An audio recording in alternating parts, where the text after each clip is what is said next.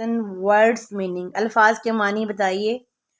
حرج ہونا، نقصان ہونا، مقررہ وقت، طے شدہ وقت، ناشتہ، صبح کے وقت کا کھانا، پابند، خاص اصولوں پر قائم رہنا، الگ، ایک طرف، منزل پر پہنچنا. ٹھکانے یا کام کی جگہ پر جانا. صبح کے وقت گھر سے مختلف کاموں پر جانے والے جلدی میں کیوں تھے؟ صبح کے وقت گھر سے مختلف کاموں پر جانے والے لوگ جلدی میں اس لیے تاکہ دیر نہ ہو جائے. اسکول میں دیر سے آنے والے بچوں کو ہیڈ ماسٹر صاحب نے کیا کہا؟